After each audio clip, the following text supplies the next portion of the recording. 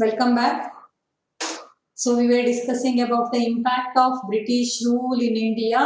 There we are discussing about British education system.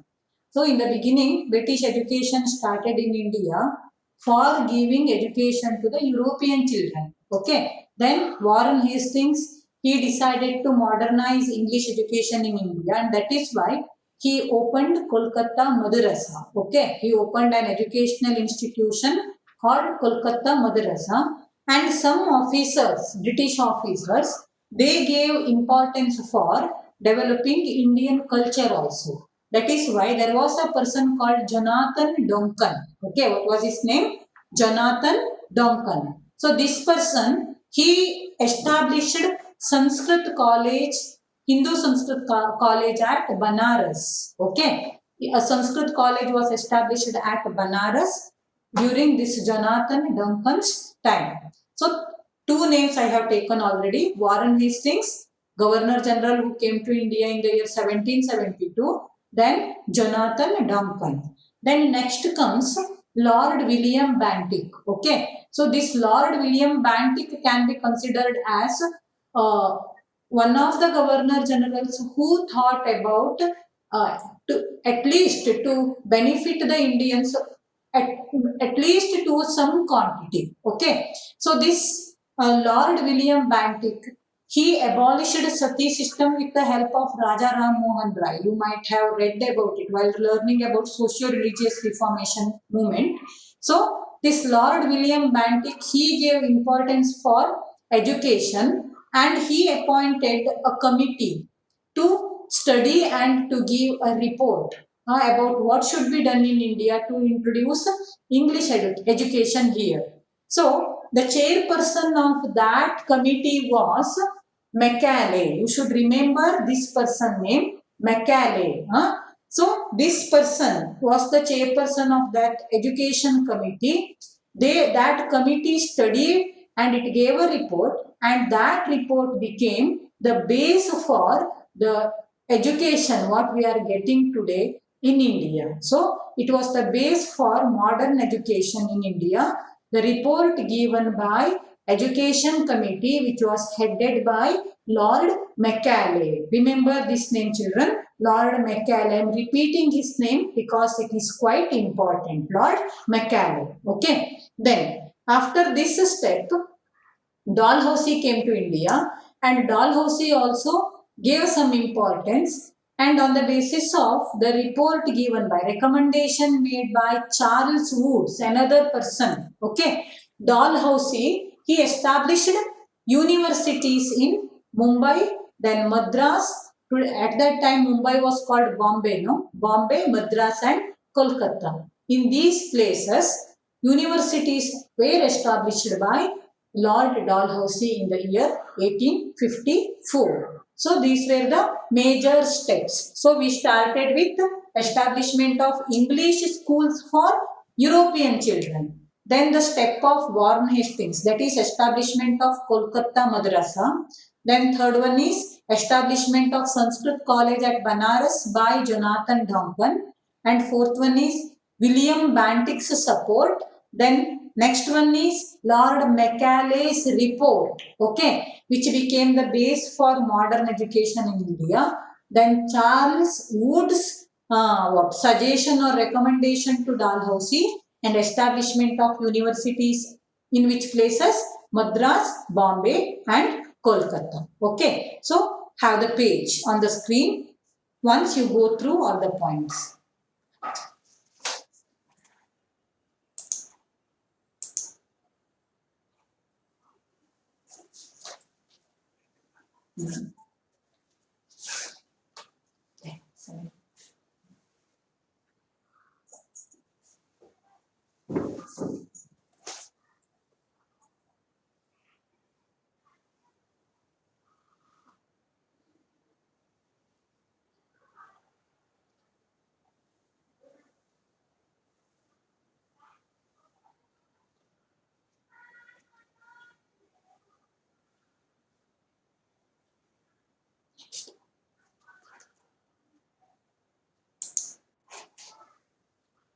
Yes, go through all the points.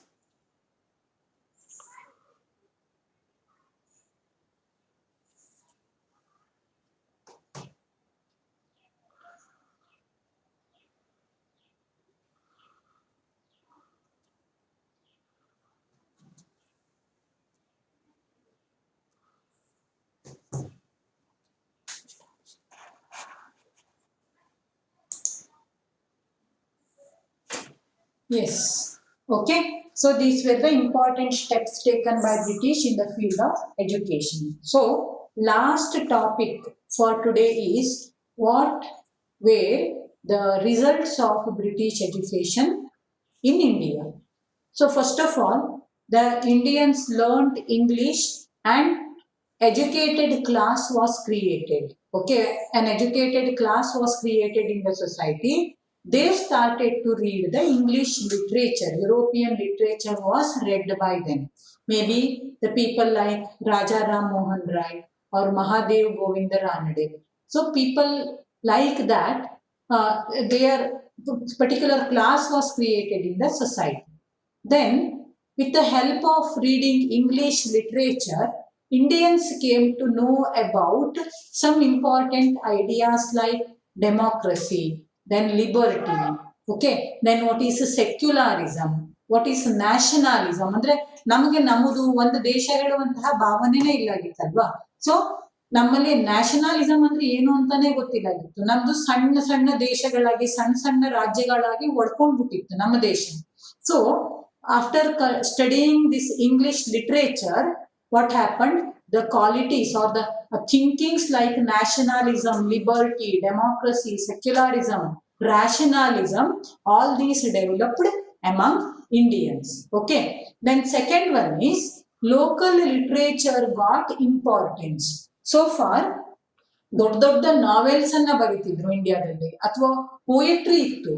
But there were no short stories. Short stories were not written by Indian authors. Okay. So after studying English literature, Indians started to think about developing their local literature. That is why in different languages of India, maybe in Marathi, maybe in Kannada, maybe in Tamil, maybe in Hindi, okay, short stories. They started to write the short stories. Some literary ideas they got from English literature, and Indians concentrated on developing local literature. Local literature got importance. So this is the second impact. Then third one is journalism grew in India. Journalism ಅಂದ್ರೆ ನಮ್ಮ ಸುದ್ದಿವಾಹಿನಿಗಳೇನಿದಾವಲ್ವಾ, ವಾರಪತ್ರಿಕೆಗಳಿರ್ಬೋದು ಅಥವಾ monthly magazines ಇರ್ಬೋದು, so daily newspapers irbodu. Journalism grew in India, and these journalists, they started to criticize the government policies, and they started to write about the government policies in the newspapers. People started to know about the government policies with the help of journalism. So this is the third result. Then after this, fourth one is socio-religious reformation movement took place in India. So people like Raja Ram Mohan Roy, Ishwar Chandra Vidyasagar, okay, Mahadev Govinda Ranade. So all these people, Swami Vivekananda, all these people, they studied English literature also, and that is why they understood what are the evils practiced in our society, and socio-religious reformation movement took place in India as the result of English education. Then after this, Indians read the books written by the great thinkers like Rousseau, Montesquieu and all. So previous year you have read French Revolution, how the literature of Rousseau and Montesquieu, it became one of the causes for French Revolution, that you have seen, J.S. Mill, okay, Rousseau, Montesquieu. So Indians started to read the books written by these great thinkers, and Indians got influenced. They started thinking about reforming their society. They started thinking about getting independence to Indians. So after this, next one is Indians also came to know about the independence movement, freedom movement that took place all over the world. American Civil War, American War of Independence ಬಗ್ಗೆ ಕಲ್ತ್ಕೊಂಡ್ರು, French revolution ಓದಿದ್ರು. So ಆಮೇಲೆ Germany ಮತ್ತೆ Italy unification ಬಗ್ಗೆ ತಿಳ್ಕೊಂಡ್ರು, and that is why the Indians got influenced, and they decided to get independence for India.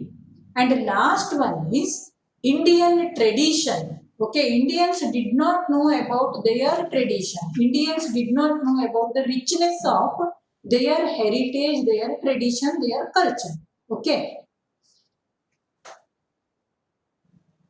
So, when the Europeans came to our land, maybe Annie Besant, people like Annie Besant came to India and they studied Indian literature and they told Indians how rich Indian tradition was.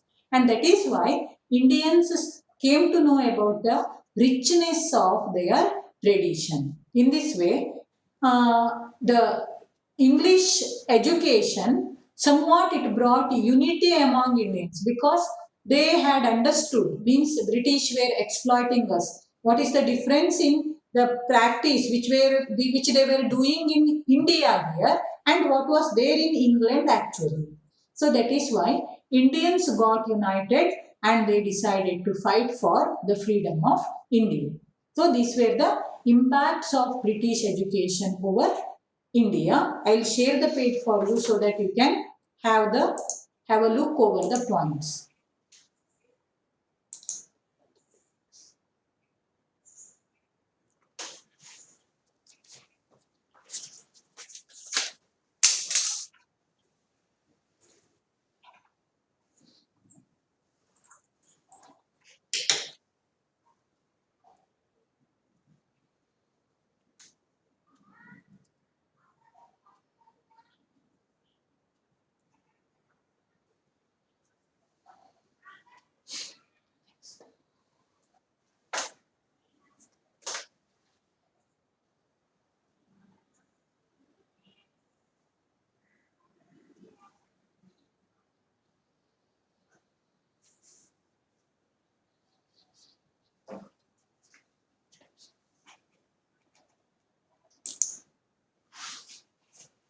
Yes, okay. So today we have learnt about land tax policy and British education in India and what is the impact of those on India. So let us complete the class here. Wait a minute.